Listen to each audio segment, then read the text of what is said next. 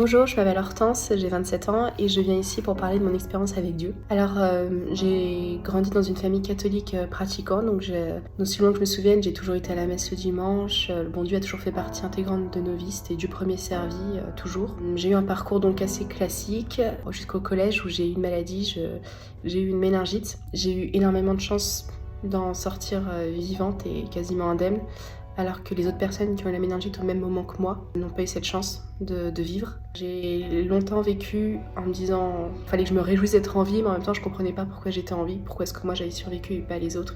Et je vivais avec une espèce de culpabilité, comme si je ne devais pas être en vie, que c'était pas normal, qu'il y avait une erreur, que Dieu s'était trompé, que c'était pas moi qui l'aurais dû sauver. J'ai beaucoup réfléchi et en fait un jour, alors que j'étais dans ma chambre, j'y pensais, j'y réfléchissais, je me disais pourquoi est-ce que j'ai survécu, pourquoi est-ce que le bon Dieu a permis que je vive.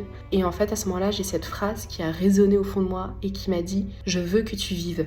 Et à ce moment-là, j'ai compris que c'était pas ma décision, que c'était pas à moi de décider ce que je faisais de ma vie, que c'était pas à moi de décider de vivre ou non. C'est Dieu qui décidait que j'allais vivre. Si Dieu a décidé que je devais vivre, alors c'est que je dois vivre. Et je dirais qu'à partir de là, ça a donné un souffle nouveau à ma vie, parce que j'ai essayé, en toutes circonstances, de rendre hommage à ce don que le bon Dieu m'avait fait. J'aurais pu en sortir avec des gros handicaps, et je m'en suis plutôt bien sortie, très très bien sortie même. Et je me dis que j'avais besoin d'être reconnaissante. En fait, lorsque j'ai compris que lorsque Dieu te dit « Je veux que tu vives », tu dis « Très bien Seigneur, je vais vivre alors ». Puisque c'est ta volonté. Et aujourd'hui, ce que je veux faire dans ma vie, ce que j'essaie de faire au quotidien, c'est de rendre hommage au cadeau que le bon Dieu m'a fait, en me laissant vivre. Parce que c'est une grâce incroyable et que c'est le plus beau cadeau que l'on puisse faire à une personne, c'est la vie en fait, c'est merveilleux. Et peu importe ce que l'on peut vivre au quotidien, peu importe les difficultés, les joies, les peines que l'on peut avoir, la vie reste un don merveilleux.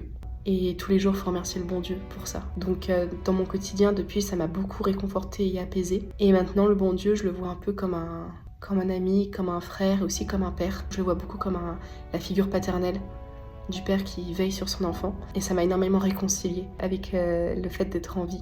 Et au quotidien, j'essaie vraiment de lui rendre hommage en étant la plus heureuse possible, la plus souriante, en étant heureuse de vivre. Vraiment, je pense que c'est le plus beau témoignage et le plus beau cadeau qu'on puisse faire au bon Dieu. En tout cas, moi, c'est ce que j'essaye de faire dans mon quotidien.